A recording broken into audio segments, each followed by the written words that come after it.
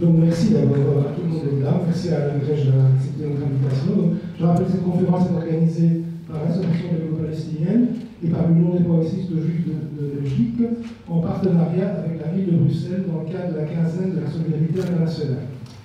On organise cette conférence à l'occasion de la parution du nouveau livre d'Alain Grèche, Palestine, un peuple qui ne veut pas mourir, donc je vous ai dit qu'il sera en vente à la sortie. Bon, pour ceux qui ne le connaîtraient pas, il faut toujours penser à ceux qui ne connaissent pas, même si beaucoup de gens vous connaissent. Alain Grèche est directeur des journaux en ligne Orient 21, Info, et Afrique 21, Info. Il a été rédacteur en chef durant longtemps du Monde diplomatique. Il est l'auteur de nombreux livres concernant, entre autres, et surtout le Proche-Orient, dont Israël-Palestine, vérité sur un conflit, qui a connu beaucoup d'éditions, et de quoi la Palestine est-elle l'heure. Je ne citer que deux, il y en a beaucoup. Et moi, je me permets une toute petite note personnelle. J'avais envie de vous dire ça le jour où je vous rencontrerai. Moi, je lis tous vos livres, mais je dois dire que j'apprécie particulièrement le côté pédagogique, c'est-à-dire accessible de vos livres. Ce n'est pas toujours le cas de gens qui écrivent des livres très savants, parce que vos livres sont savants, mais qui sont en même temps accessibles au grand public, et pas seulement aux initiés. Je voulais vous remercier pour ça. Voilà, donc je vous donne la parole, j'ai déjà quelques temps à téléviser, donc on y va tout de suite. Bien, bonsoir à tout le monde. Merci à l'UPJB et à la PB de m'avoir invité ce soir. Merci à vous tous d'être là, si nombreux. Je pense que la gravité de la situation était déjà très grande il y a 15 jours et qu'aujourd'hui, avec l'extension des combats au Liban, à la Syrie et peut-être demain à l'Iran, on est dans une phase nouvelle. Et je vais peut-être commencer par là, peut-être l'essentiel de mon intervention, de mon livre, c'est plutôt sur Gaza, je reviendrai sur Gaza. Mais je crois que c'est très important parce que il y a des risques de guerre régionale et qu'une guerre régionale au Proche-Orient, elle touche tout le monde, mais elle touche non seulement les pays concernés, mais aussi l'Europe qui est voisine de cette région. D'abord, je crois qu'il est important de rétablir qu'est-ce qui s'est passé réellement, parce qu'aujourd'hui on a l'impression que finalement c'est, enfin, certains discours que c'est les Iraniens qui provoquent une guerre, que c'est le Hezbollah qui provoque une guerre, qui n'a plus rien à voir avec Gaza. Je crois que c'est important de rétablir la chronologie des événements. Quelques semaines avant le déclenchement de l'offensive israélienne sur le Liban, il y avait une négociation qui avait été sponsorisée par les Américains entre Israël et le Hamas sur une solution dont les contours avaient été définis plus ou moins, qui était l'évacuation par Israël de Gaza en échange de la libération de tous les otages. Cette négociation a suscité beaucoup de débats dans la presse israélienne et au bout d'un temps, il a paru clairement que Israël ne le souhaitait pas. Enfin, le gouvernement Netanyahou ne souhaitait pas arriver à un accord parce que, d'une certaine manière, il n'a pas atteint ses objectifs à Gaza. Ses objectifs à Gaza, c'était de mettre à bas le Hamas, définitivement. Alors, même s'il est vrai qu'il a porté des coups très importants à l'appareil militaire du Hamas, tout ce qu'on sait des informations qui viennent de là-bas, et vous savez que c'est difficile d'avoir des informations, puisqu'il est quand même interdit aux journalistes étrangers d'y aller, c'est que la structure de Hamas existe encore, que Israël est absolument incapable de dire s'il se retire et ce qu'ils veulent comme structure, ils n'ont jamais dit. Et puis, plus généralement, je pense qu'il y a aujourd'hui une décision israélienne de ne pas évacuer Gaza et même sans doute d'annexer de facto le nord de la bande de Gaza. Il y a déjà toute une série de décisions prises pour... Vous savez, l'essentiel de la population de Gaza, c'est réfugiés au sud de la frontière égyptienne, mais il reste 200 à 300 000 Palestiniens dans la partie nord.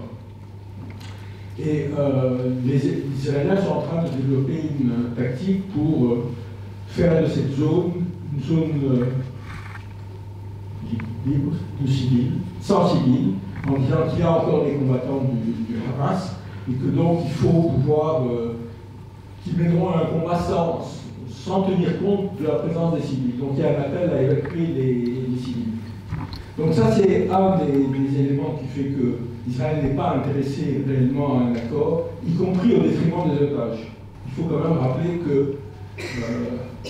la centaine d'otages qui a été libérée non pas par la force militaire, mais par des négociations entre le Hamas et Israël.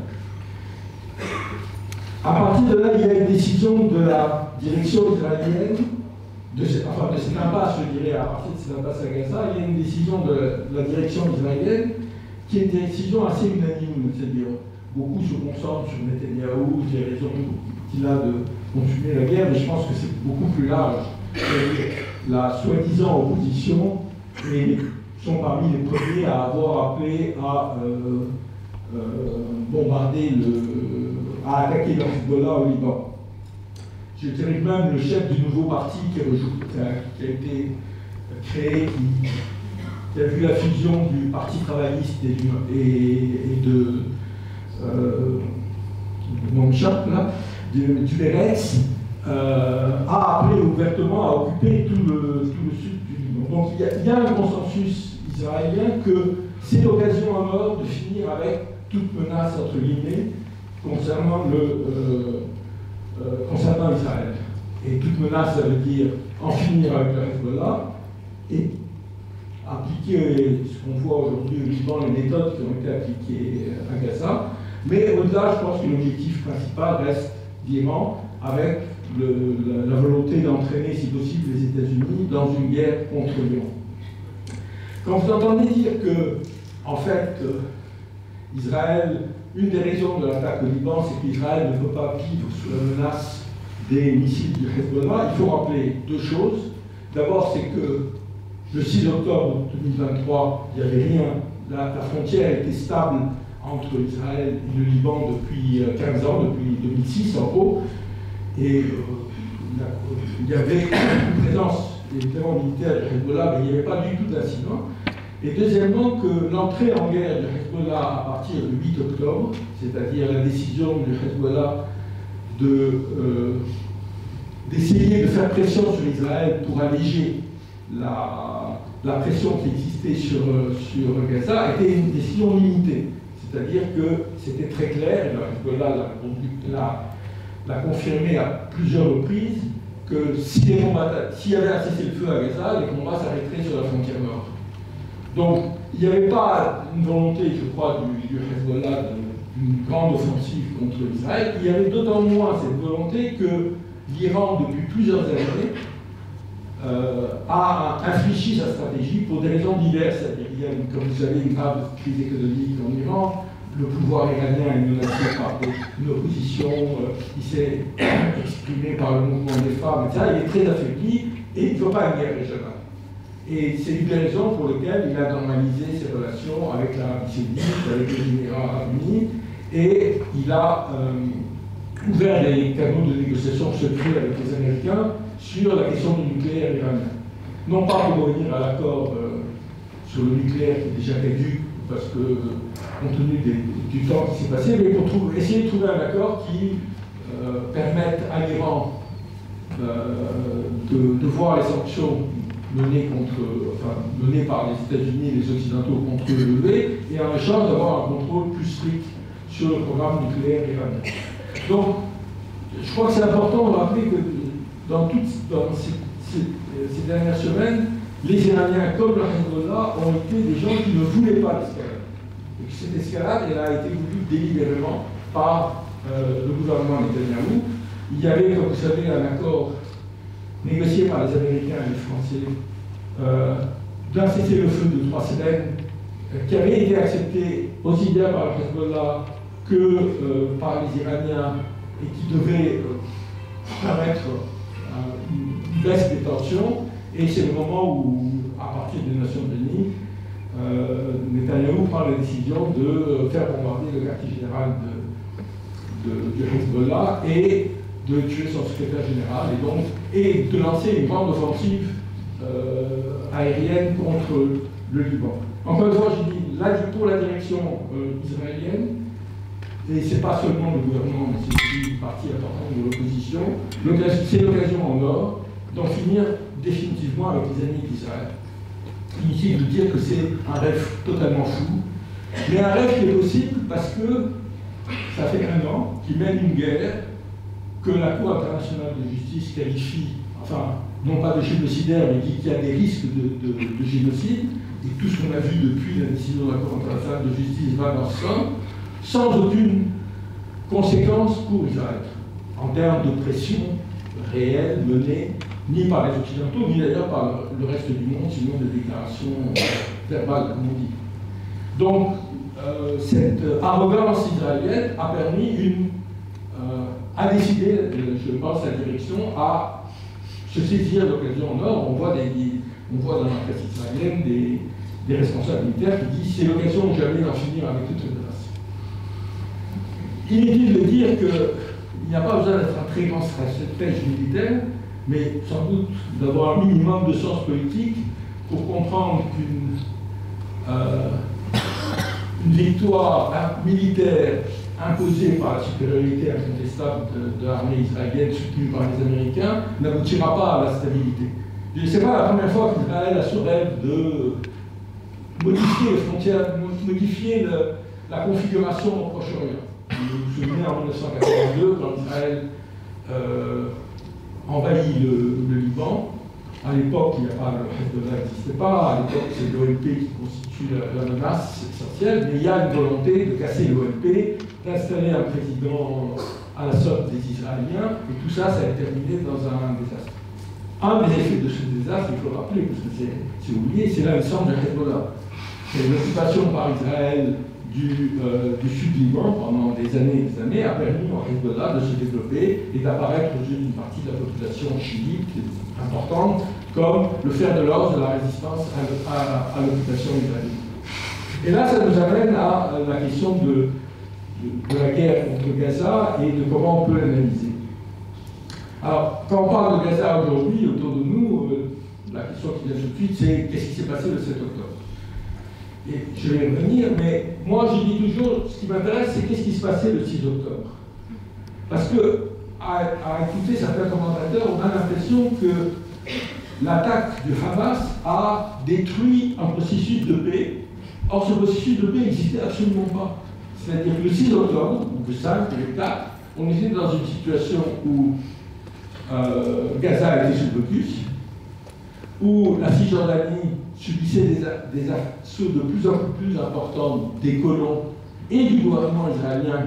Vous savez, le nouveau gouvernement israélien dirigé par Netanyahou, qui est entré en fonction en janvier 2023 et qui a inclus ce qu'on appelle des suprémacistes juifs, c'est-à-dire des fascistes, franchement, comme Ben Gvir, Smotrich, etc., mener une campagne de confiscation de terres en Cisjordanie, d'attaque contre la population.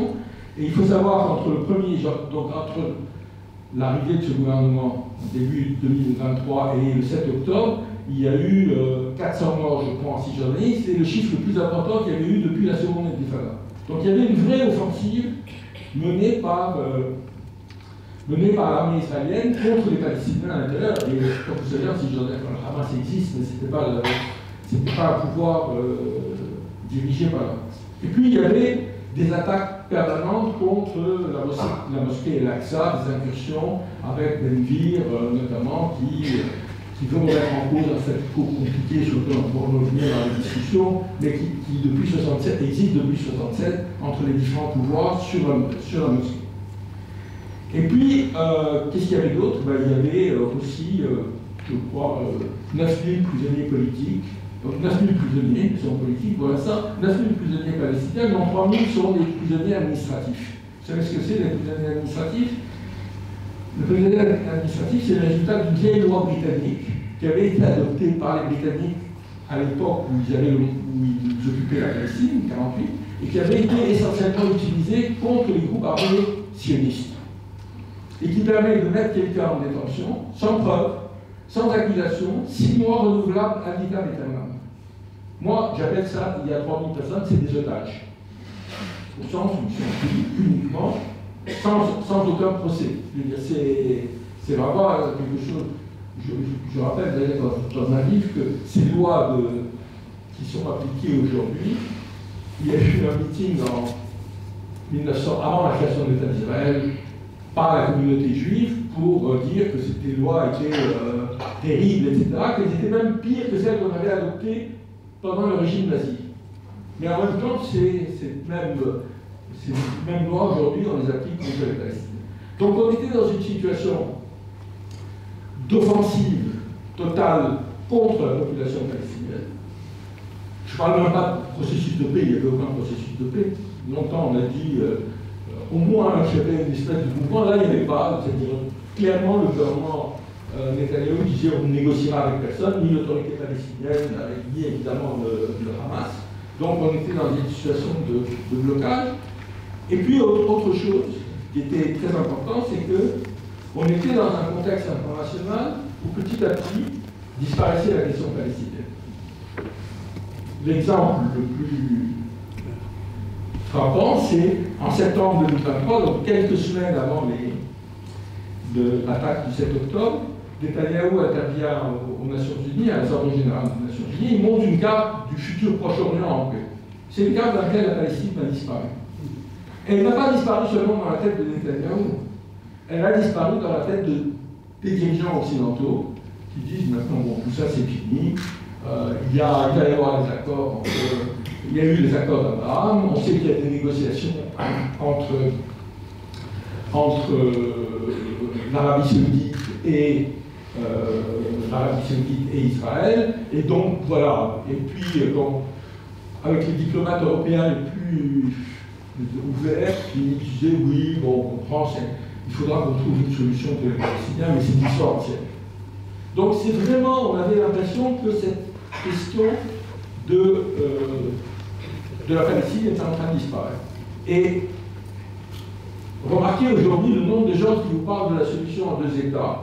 Et allez voir qui, parmi ces dirigeants européens ou américains, parlait de la solution à 2 États le 6 octobre. Personne. C'est-à-dire que c'était vraiment une question qui allait disparaître. Et c'est dans ce contexte que se déroule le 7 octobre.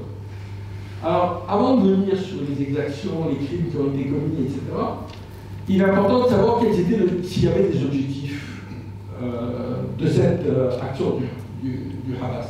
La question n'est pas de juger s'ils ont eu raison ou non. Moi, je ne suis pas un dirigeant palestinien, c'est une direction palestinienne qui prend les différentes organisations qui prennent la décision et tout. Mais c'est d'abord de comprendre qu'il y avait des objectifs politico-militaires.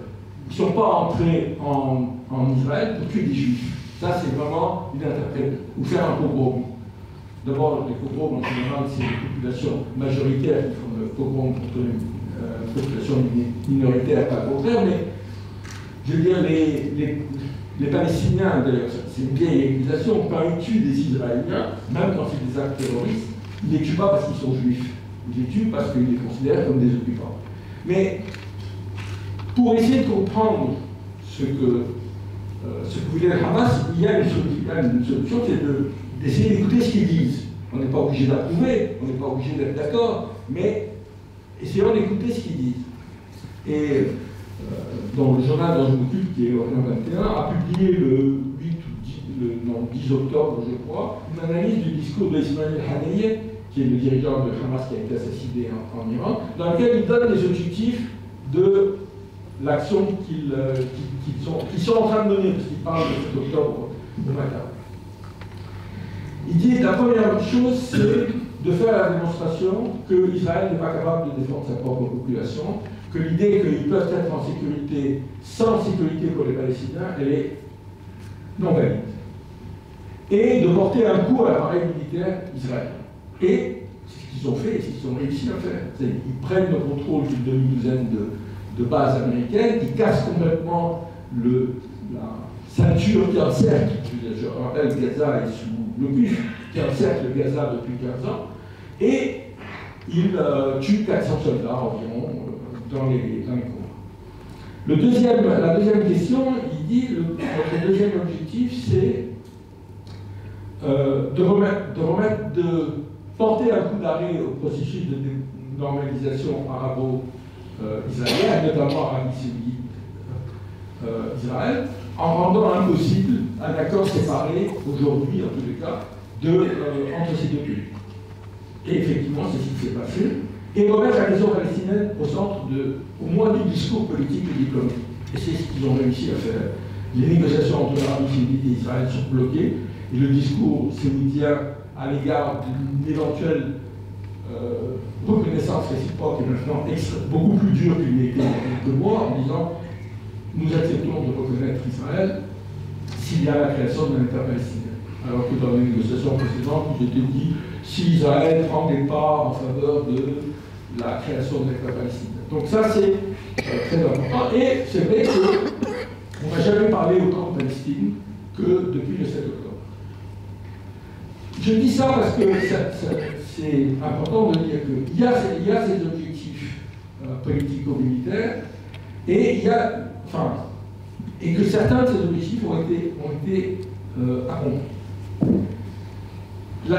Autre chose que dit Hadeye avant de revenir sur ce qui s'est passé le 7 octobre, autre chose que dit Hadeye, c'est il dit nous vous avions prévenu.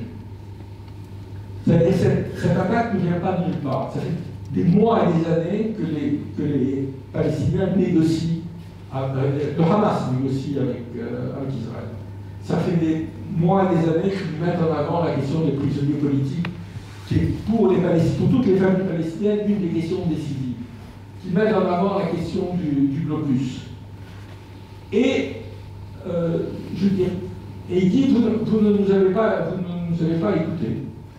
Et notre action est aussi le résultat de ce silence que vous avez observé et de la non-réponse à nos revendications. Dernier élément sur cette offensive, bon, je veux dire, aujourd'hui, quel bilan on peut faire de cette offensive quand on voit la destruction de toute la bande de Gaza, etc. C'est une question, mais je pense qu'une des erreurs du Hamas, du point de vue politico-stratégique, c'est d'avoir cru qu'ils auraient un soutien important dans le monde arabe, et en Iran en particulier. Et que ce qu'on appelle l'axe de la résistance, c'est-à-dire l'Iran, le Hezbollah, les milices, la Syrie, les milices chiites irakiennes, les Houthis, feraient une pression suffisante pour aider le Hamas dans son combat. Et ce n'est pas arrivé pour les raisons que j'ai dites, c'est-à-dire que la direction irakienne a décidé autant que possible de ne pas se laisser entraîner dans la guerre. Donc, bon, ceci étant, ils y seront peut-être amenés par les réactions israéliennes, on n'en sait rien aujourd'hui. Mais donc, on a eu un soutien de Hezbollah, c'est-à-dire un certain nombre de bombardements sur le nord d'Israël, qui a très peu visé les civils, qui a essentiellement visé soit des installations militaires, soit des bâtiments, etc. Il y a relativement peu de morts, mais qui a eu une conséquence évidemment très importante, c'est qu'il y a 80 000 ou 60 000, les chiffres ne sont pas très clairs, Israéliens qui vivaient dans le nord, qui depuis une année sont des réfugiés, si on peut dire, du point de vue interne israélien. Et ça crée une pression. Mais il n'y avait pas l'idée de porter ce combat au-delà. D'ailleurs, quand Israël a commencé à attaquer de manière violente le Liban, d'après ce qu'on sait, vous savez, ce genre de choses c'est très difficile à voir, il y a eu des pressions iraniennes très fortes pour que le Hezbollah n'utilise pas ses armes les plus puissantes, notamment des missiles à longue portée qui auraient pu toucher l'aéroport Ben Gurion, etc., parce qu'ils ne voulaient pas se laisser entraîner dans la guerre. Donc voilà comment s'est fait cette opération. Alors maintenant, il y a évidemment un aspect qui est important et c'est qu'est-ce qui s'est passé le 7 octobre et la question des crimes de guerre, terrorisme, etc.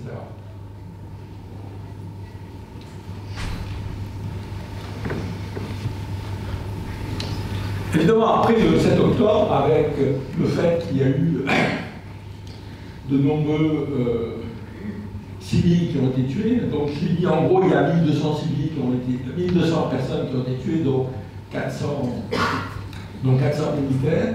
Il y a eu évidemment, notamment en Occident, l'idée que le Hamas était une organisation terroriste, que c'était un acte infâme. Il y a eu une mobilisation de tous les pays occidentaux. Alors je voudrais dire un mot sur le terrorisme.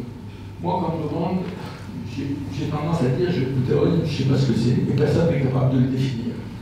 Personne ne sait ce que c'est une organisation terroriste.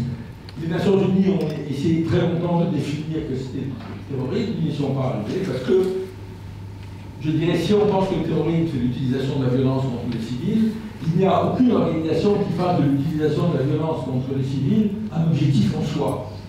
Je veux dire, il y a des organisations communistes, il y a des organisations socialistes, libérales, nationalistes arabes, etc. Elles ont des objectifs politiques. Aucune organisation ne se revendique comme ça. Mais vous me direz que vous jouez sur les mots. En fait, c'est pas ça dont on parle. Ce dont on parle, c'est effectivement des crimes qui ont été commis. Alors là, oui, il y a effectivement une définition en droit international des crimes de guerre. Crimes de guerre, par exemple, prendre des otages, c'est un crime de guerre.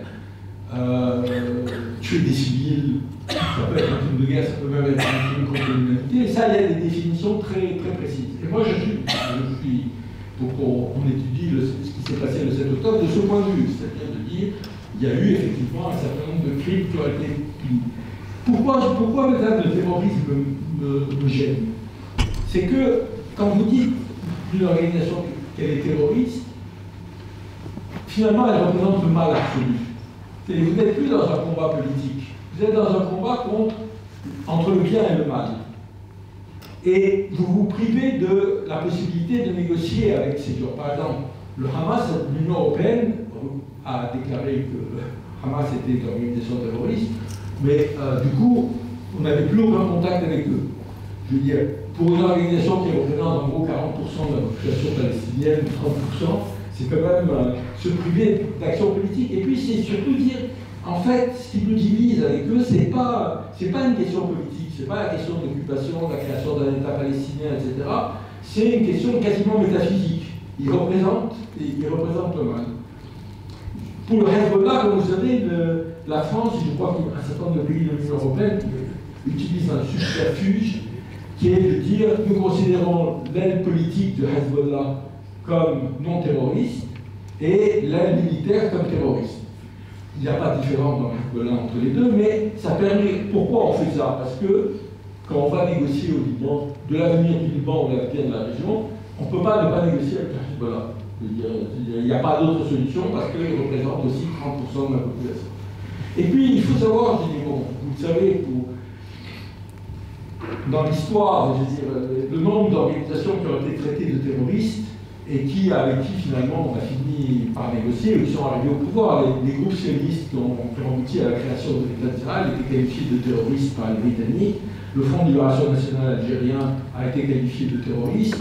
L'ANC sud-africain a été qualifié de terroriste, etc., etc. Donc, on est effectivement dans une situation où c'est une insulte, mais ce n'est pas un élément d'analyse politique. Alors maintenant, qu'est-ce qui s'est passé en termes de... Est-ce qu'il y a eu des crimes commis par le Hamas? Alors oui, juste le Hamas a été le fer de lance de l'offensive du 7 octobre, mais il a été suivi par les autres organisations militaires, toutes tendances confondues, et ensuite par des milliers de civils qui, une fois qu'ils ont appris que les frontières étaient ouvertes et que l'appareil de défense israélien s'était effondré, ont fait une incursion sur ce qu'on appelle la ceinture de Gaza. Et certains ont été là-bas pour voler, pour prendre, parce qu'ils vivent sous le blocus, donc ils ont pris des tas de choses auxquelles ils n'ont pas accès. Certains ont pris des otages, et on sait aujourd'hui que le Hamas ne voulait pas du tout de 150 otages, parce que vous imaginez que gérer un truc même de 150 otages, c'est bien trop compliqué. Mais il y a des familles qui ont pris des otages. Pourquoi? Parce qu'ils ont des prisonniers en Israël et qui se disent qu'ils allaient négocier le sort de leurs prisonniers. Donc, comme j'ai dit, certains sont de facto des otages.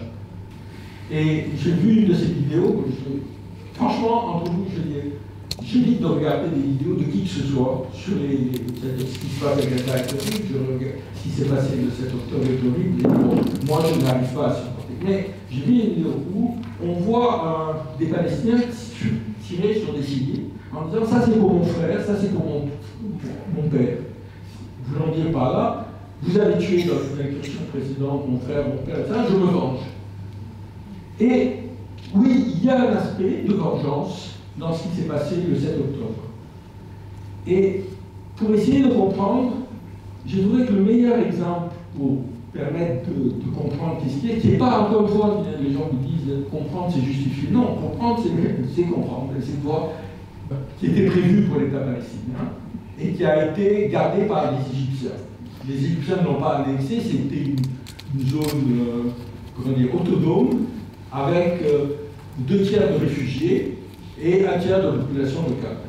Et la tension en 1956 sur la frontière entre Gaza et les kibbutz dont on parle aujourd'hui était assez forte. Donc il y avait des barbelés, etc. Et il y a des Palestiniens qui en restent en garde israélien et qui le massacrent, et qui tuent. Et ça suscite une énorme émotion en Israël.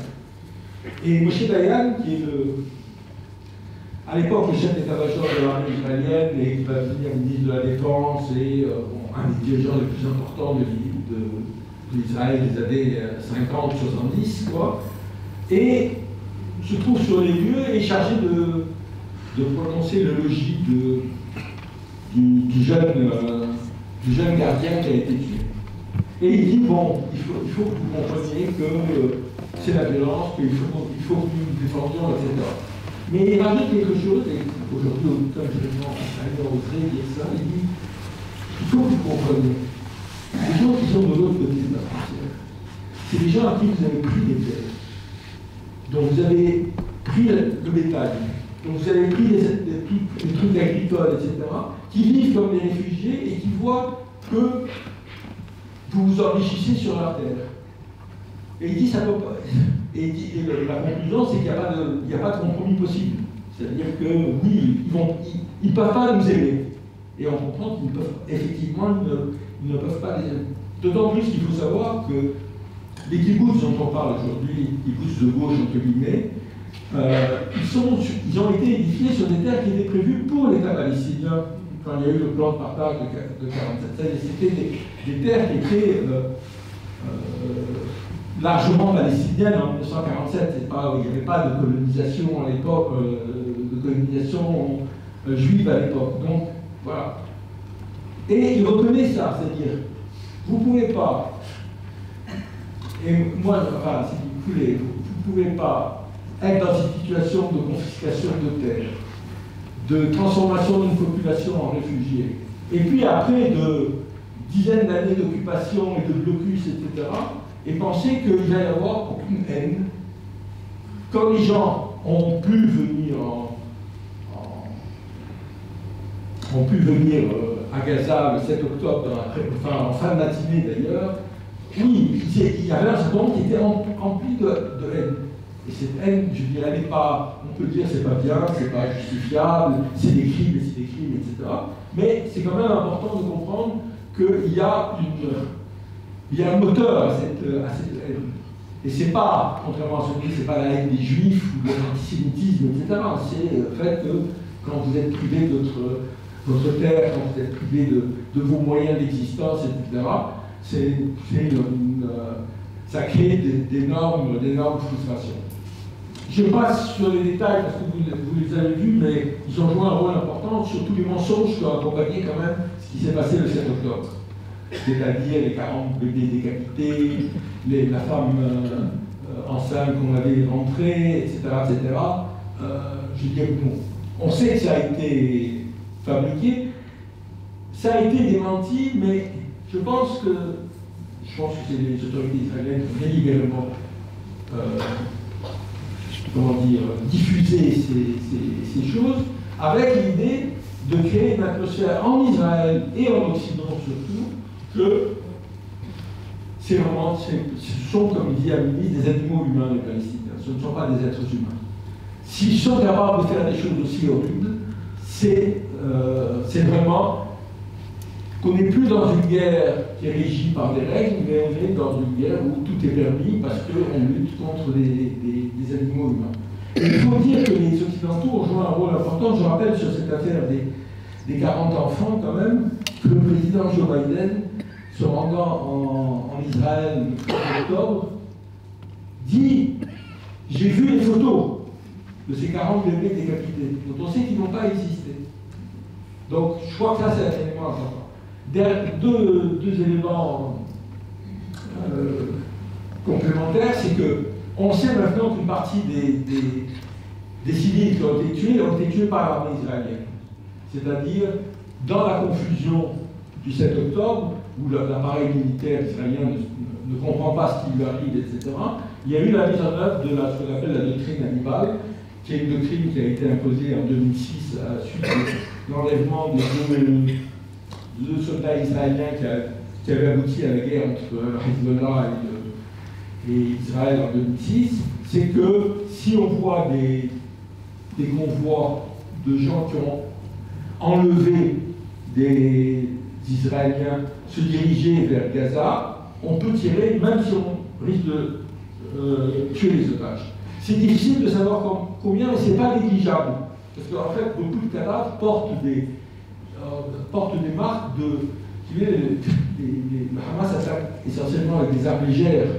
Je veux dire, pour brûler des corps de manière massive, c'est effectivement l'agression. Dernier élément qui a été évidemment très utilisé, c'est la question des viols. C'est très difficile de répondre aux questions parce qu'Israël a la main et refuse de donner à des organisations extérieures des informations, et même aux Israéliens. Pour ce qui concerne, d'après ce que j'ai lu des rapports de l'ONU et tout ça, oui, il y a eu un certain nombre de viols qui ont été commis. Nous n'allons pas découvrir que dans les actions militaires, que le viol est une arme de guerre de tous les côtés. Les Nations Unies ont aussi dénoncé depuis l'invasion de Gaza l'utilisation de viols sur les prisonniers palestiniens. Mais contrairement à ce que disent les Israéliens, ils n'ont pas apporté de preuves en tous les cas, il n'y a pas eu de directive générale du Hamas en disant que vous allez violer. D'autant plus qu'une chose dont, si vous avez l'occasion de regarder, si vous connaissez un peu l'anglais, mais c'est sous-titré en français. Le Al Jazeera anglais a fait un documentaire qui s'appelle Le 7 octobre et qui est vraiment très très intéressant, qui ne nie pas du tout les exactions et les crimes commis par les Palestiniens, mais qui montre très bien. Et en fait, on voit très bien que les jeunes qui partent à l'assaut en Israël, ils pensent qu'ils ont 80% de chances de mourir très rapidement. Et personne ne s'attend à l'effondrement de la défense israélienne. Et donc, il y a eu effectivement, on voit d'ailleurs dans le commentaire des jeunes combattants de Hamas qui rentrent dans les kibbutz, ils ne savent pas où ils vont, ils n'ont pas d'instruction. Je crois que c'est important aussi à comprendre. Bon. La question, c'est, pour résumer un peu ce que je voudrais dire, c'est que moi je suis pour le respect du droit de la guerre. Il y a des règles, il y a des crimes de guerre, il y a des crimes contre l'humanité, ça mérite les tribunaux, et j'espère que ces gens iront aux tribunaux, mais j'appelle votre attention sur deux éléments, enfin qui sont liés. Le premier, c'est que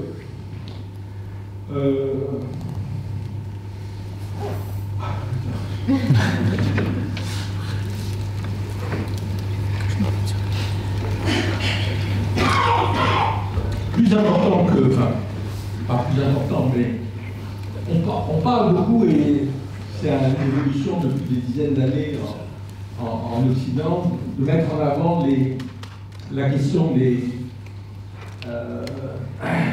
la violation du droit humanitaire. J'ai tendance à dire qu'il n'y a aucune guerre dans le monde qui s'est jamais passée sans violation du droit humanitaire. Ça ne veut pas dire qu'il faut l'accepter, je pense qu'il faut, au contraire, c'est bien qu'on ait des instruments pour poursuivre les gens qui commettent des crimes, mais en même temps, la violation du droit humanitaire, elle est le résultat de la violation du droit international tout court. C'est-à-dire, on a un droit international qui prévoit depuis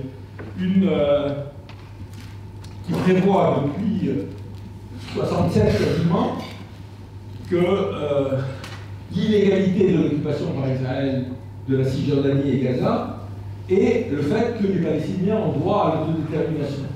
Et c'est la violation de ce droit qui est la cause de l'instabilité et la cause du conflit. C'est pas on ne peut pas avoir une vision uniquement humanitaire, même quand on voit tout ce qui se passe à Gaza et c'est terrible, etc. Mais c'est pas seulement qu'on détruit Gaza, mais c'est que ça fait des décennies qu'on détruit le droit des Palestiniens à créer leur propre État. Un droit qui est reconnu par la communauté internationale, y compris par les Européens, y compris par les Américains, mais pour lequel on ne va jamais se battre pour le faire appliquer. Et l'autre chose, c'est une réflexion aussi de ce point de vue, je réfléchissais et je me disais, supposons que dans les années 50, la Cour pénale internationale avait existé.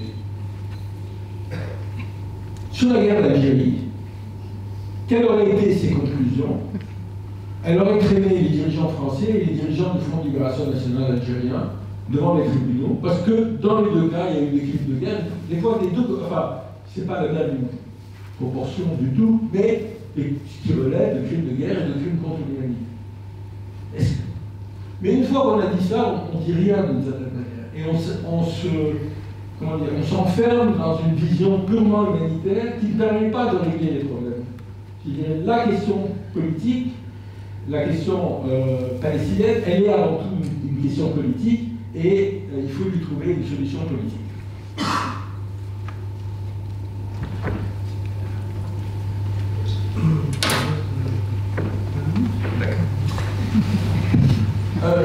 Donc, une des choses, bon, je vais passer à une question qui est celle de l'attitude de la communauté internationale face à ce qui se passe. En gros, la communauté internationale, elle a été globalement passive. Et ça inclut les Russes, les Chinois, même la plupart des pays du tiers-monde. Il y a très peu de pays qui ont pris vraiment des mesures pour essayer d'arrêter le génocide. Or, ce que dit la Convention contre la prévention des génocides, à partir du moment où il y a risque de génocide, ce que la Cour internationale de justice a dit, il est du devoir de toutes les institutions et de tous les États de faire le maximum pour empêcher ces génocides d'arriver. Or, très peu de pays l'ont fait. Il y a eu quelques pays latino-américains, dont deux qui ont rompu leurs relations diplomatiques avec Israël, et la Colombie qui a en plus rompu ses relations militaires, qui est assez importante avec Israël. Il y a eu la Turquie qui a pris un certain nombre de sanctions commerciales, et à part ça, personne. C'est-à-dire, je vais dire un mot sur les Occidentaux, parce que je pense qu'ils ont une responsabilité particulière, mais c'est important de dire aussi que les autres pays se sont très peu mobilisés. Bon, pour des raisons diverses sur lesquelles on pourra revenir, mais c'est quand même important à souligner. Et puis, les pays occidentaux, eux, ont pris fait et cause de manière massive en faveur d'Israël. Les États-Unis, évidemment, étant à l'avant-garde, ils ont fourni l'armement, et sans jamais utiliser, à part de manière vraiment marginale, cette relation pour essayer de freiner Israël. Il faut bien dire, si les États-Unis arrêtent le robinet d'aide militaire à Israël, la guerre s'arrête en 24 heures. C'est-à-dire, c'est l'absence de volonté politique qui compte. Alors on peut dire ils ont les élections, ça les empêche d'agir, etc. Quelles que soient les raisons, d'abord, la raison fondamentale, c'est que l'administration Biden est profondément pro-israélienne, et que même s'il y a des mouvements à l'intérieur des États-Unis, ça ne s'est pas traduit au niveau politique, et qu'ils ont donc été jusqu'au bout dans l'aide à Israël. Et puis les pays européens, alors certains ont contribué à l'armement, c'est vrai de l'Allemagne notamment, c'est vrai en partie de la France, mais de manière négligeable, l'Angleterre, je ne sais pas si elle est encore dans l'Europe ou non, aussi. Mais au-delà de ça, c'est-à-dire ce que les Occidentaux ont donné de manière générale, c'est un blanc-seing politique et une justification morale des deux à la politique israélienne. Et ça, c'est effectivement très grave. C'est-à-dire, on n'a rien fait pour freiner Israël. Et là aussi, on peut dire, il y a de temps en temps dans notre analyse. Et on est lié de privilèges. Donc, il est très facile d'arrêter certaines circulations. Alors, l'Europe est divisée, mais les États eux-mêmes peuvent prendre des mesures. Il y a des mesures qu'on peut prendre en termes commerciaux, en termes politiques, voilà. Et ils ne l'ont pas fait. Et au-delà de la faute morale que ça représente, il y a quelque chose qui, moi, me semble peut-être un des aspects qui devrait, nous, Européens, nous inquiéter le plus. C'est le discours que nous entendons, dominant, que nous entendons ici, quand je dis ici, c'est en Europe, aux États-Unis, au Canada, sur ce qui se passe à Gaza. Nous sommes les seuls à le tenir. Tout le reste du monde tient un discours différent. C'est-à-dire que le fossé qui existe entre ce qu'on appelle le Sud global et l'Occident n'a jamais été aussi large et il est en train de s'élargir. Et ce qu'on est en train de tuer à Gaza, d'une certaine manière, c'est l'idée d'un monde régi par le droit international. Alors, je ne dis pas que dans les années 80-90, tout n'était pas fait dans le droit international, il y avait aussi des rapports de force, etc. Mais au moins, c'était un principe commun.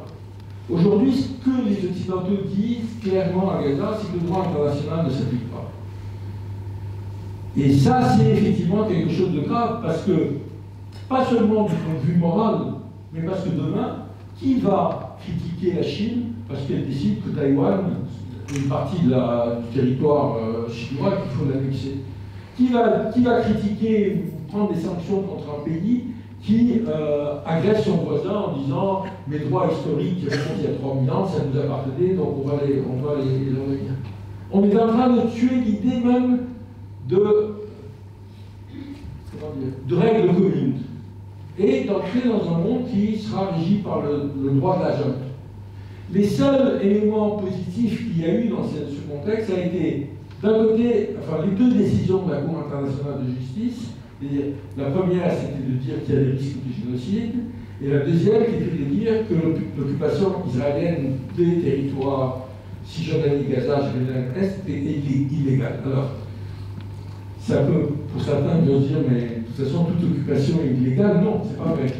C'est-à-dire, dans le droit international, si vous êtes en guerre contre un pays, que vous occupez une partie de son territoire, ça peut être illégal. Vous êtes tenu par un certain nombre de conventions, notamment les conventions de Genève sur comment la puissance occupante fait dans les territoires occupés, mais c'est illégal. Là, la Cour internationale de justice a dit oui, ça c'est vrai quand l'occupation dure 10 ans, 20 ans, 30 ans, mais là on est à plus de 60 ans. Donc, c'est une occupation illégale, et l'Assemblée générale des Nations Unies a dit qu'il faut qu'Israël applique cette résolution d'ici un an. Et ce qui est drôle, c'est qu'il y a un certain nombre d'États européens, dont la France, qui ont voté la résolution, mais dont on peut être sûr qu'ils ne prendront aucune mesure pour la faire appliquer. Donc ça, c'est effectivement quelque chose... Donc il y a eu ces deux décisions de la Cour internationale de justice, et puis il y a eu la Cour pénale internationale qui a décidé d'inculper des dirigeants du Hamas, deux sur trois sont morts, et Netanyahou et Gallant, le ministre de la Défense, pour crimes de guerre et crimes contre l'humanité. Et c'est intéressant parce que, bon, la Cour pénale internationale, elle a été créée par les Occidentaux. Ils ont fait des pressions énormes, et un certain nombre de grands pays, dont la Russie, mais aussi la Chine, mais aussi les États-Unis, ont refusé de reconnaître sa légitimité. Mais qui sont importantes et dont les Occidentaux se sont servis. C'est-à-dire, tant qu'il s'agissait de poursuivre des dictateurs africains ou des chefs de milices africaines, là, il n'y avait pas de problème. Et puis là, brusquement, le procureur de la Cour a décidé qu'il fallait inculper et le Hamas et Israël. Et alors là, il s'est passé quelque chose de quand même étonnant. D'abord, c'est que le procureur demande au juge d'émettre un mandat d'arrêt. On est, ça fait 3 mois, et il n'y a toujours pas de mandat d'arrêt. C'est jamais arrivé dans l'histoire de la Cour pénale internationale. Et on sait, parce que le procureur de la Cour l'a dit, on a subi des pressions comme on n'en a jamais subi. Y compris, lui, il dit, ma famille a été menacée. C'est-à-dire, on m'a dit qu'il il a reçu des coups de téléphone chez lui, etc. etc. Vous n'avez pas entendu parler de ça dans les médias, vous n'avez pas entendu un dirigeant européen dire que c'est un scandale, que la Cour pénale internationale, c'est une des bases de la... Comment dire, quand nous nous réclamons du droit international, on fait toujours référence à la Cour pénale internationale. Et on a l'impression que là, aux frontières d'Israël, ce droit s'arrête. Et encore une fois, je dis, nous sommes en train de casser la possibilité d'un socle commun sur lequel on peut régir les relations internationales. Et ça va plus loin, si vous voulez, c'est que ça crée un fossé sans précédent entre... Tout à l'heure, j'étais avec des fonctionnaires de la Commission européenne, et ça crée un fossé sans précédent entre l'Europe et le sud de la Méditerranée. Je ne sais pas, vous avez, beaucoup d'entre nous avons des contacts au Maghreb ou ailleurs, etc. Moi, je suis frappé par le fait que jamais les pays européens et occidentaux n'ont été autant honnis et dénoncés que cette fois-ci. Et avec une unanimité totale, c'est-à-dire, quel que soit le courant politique, je dirais, des salafistes, aux frères musulmans, aux communistes, aux socialistes, aux démocrates, aux libéraux, aux nationalistes arabes, etc., il y a une dénonciation du double langage occidental. Et d'une certaine manière, aussi, par là, nous affaiblissons nos propres amis, qui, eux, se réclament d'un modèle démocratique, ouvert, pluraliste, etc., et qui aujourd'hui ont beaucoup de mal à se positionner compte tenu des positions prises par l'Europe et les Occidentaux. Je suis évidemment, enfin, pas senti. Il y a un ambassadeur français dans la région qui dit, quand je poste aujourd'hui une annonce sur Facebook d'un événement culturel, j'ai 4000 messages d'insultes. J'ai dit, là on n'est plus au niveau du gouvernement, parce que les gouvernements ont des positions différentes, mais le fait qu'il y ait ce fossé qui se crée est quand même inquiétant. Même s'il y a des choses qui compensent ça, c'est effectivement les mobilisations qu'il y a dans les pays européens et qui permettent de créer des passerelles avec le Sud, mais c'est quand même une chose inquiétante. Je vais terminer là-dessus, mais je me rends compte que j'ai rien dit sur la question de l'antisémitisme, et ça me semble être, évidemment, aujourd'hui, je dirais, c'est la dernière ligne de défense d'Israël dans les opinions publiques.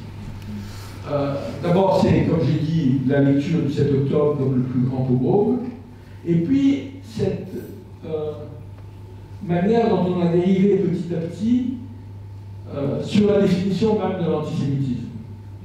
C'est-à-dire aujourd'hui, ce n'est plus l'antisémitisme traditionnel, mais c'est la critique d'Israël.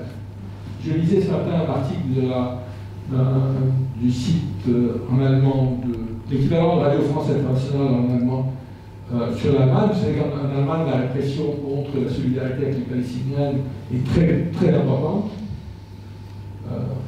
L'Allemagne et la France se distinguent par cette répression. Et la journaliste disait que 25% des artistes qui avaient été mis en cause comme antisémites étaient juifs. Et aujourd'hui, on arrive à cette chose, c'est-à-dire, quand même, un des éléments importants des manifestations qui sont déroulées aux États-Unis, c'est la participation massive des jeunes juifs. Et tout ce que la presse et les médias ont trouvé à dire, c'est d'essayer de les dénoncer comme antisémites. C'est pas pour dire qu'il n'y a pas d'antisémitisme, mais parfois, y compris, ça peut exister dans les manifestations, etc. Mais c'est pas ça. L'essentiel du mouvement de solidarité avec le Palestine, il est fondé sur le droit international. Il n'est pas fondé sur la haine des Juifs ou la haine des... Donc là, on a quelque chose qui est très grave, et en plus, qui a une conséquence, c'est que on est en train, d'une certaine manière, d'alimenter l'antisémitisme. Par plusieurs aspects. D'abord, par le fait de la manière dont on dédouane désormais les forces d'extrême droite européennes de tout antisémitisme, par du fait des appuis Israël. Et on avait fait plusieurs papiers pour montrer comment le gouvernement israélien, à partir du moment où un mouvement soutient Israël, le fait qu'ils soient antisémites ne les intéresse pas. Et c'était une traduction d'un article de Haaretz, je crois, qui s'appelait « Rendre cachère l'antisémitisme ». C'est-à-dire la manière dont on légitime cet antisémitisme. Et la deuxième chose, c'est que cette extension de l'antisémitisme et le fait de dire soutenir les Palestiniens, c'est être antisémite, soutenir les Palestiniens, c'est nier l'Holocauste, etc. On va créer un sentiment où les gens vont finir par dire, écoutez, si c'est ça, on est antisémite. Enfin, ou dire, ça, voilà, il y a quelque chose qui nous... C'est tellement... ça décrédibilise toute lutte réelle contre l'antisémitisme. Il y a une lutte à mener contre l'antisémitisme, elle est sans arrêt renouvelée, mais il me semble que c'est important de montrer à quel point aujourd'hui elle est manipulée par le gouvernement israélien et manipulée aussi par nos gouvernants. Voilà, pour terminer, je voudrais dire un mot sur les perspectives. Je sais que tout le monde est très pessimiste et que quand on voit les images qui arrivent de là-bas, on peut connaître, je dirais. J'ai rien à vous offrir comme perspective lumineuse, je dirais. La seule perspective aujourd'hui, c'est la mobilisation qu'il y a dans les opinions publiques et qui, effectivement, après une période, disons dans les années 2010, début des années 2020, de déclin de la solidarité avec les Palestiniens, il y a aujourd'hui une solidarité renouvelée avec les Palestiniens et l'idée de faire de la Palestine une grande cause de mobilisation internationale. Et je le dis souvent, disons, dans les mobilisations internationales qu'il y a eu depuis la Seconde Guerre mondiale, il y a eu 3 grandes causes qui ont mobilisé à travers le monde, et qui n'ont pas été ponctuelles seulement. Ça a été la lutte du Vietnam et des peuples, ce qu'on appelait l'Indochine, dans les années 60-70, puis dans les années 80-90, l'Afrique du Sud, et aujourd'hui c'est la Palestine. C'est la seule où on voit vraiment des manifestations, vous avez en Afrique, en Amérique latine, etc. Il y a ce mouvement, et un mouvement qui est porté peut-être plus que les mouvements précédents, non pas par une vision géopolitique, une vision même anti-américaine, comme ça pouvait être sur le Vietnam, mais par le soutien au droit international. De dire que ce qui est en jeu à Gaza, et je crois que c'est important à rappeler, bien sûr ce sont les souffrances du peuple palestinien, et l'enjeu immédiat c'est d'arrêter la guerre, quel que soit le prix si on peut dire, mais l'enjeu aussi c'est de défendre le droit international et de voir que toutes ces centaines de milliers ou millions de gens qui à travers le monde défendent ce droit international devraient nous donner quand même un peu d'espoir. Merci.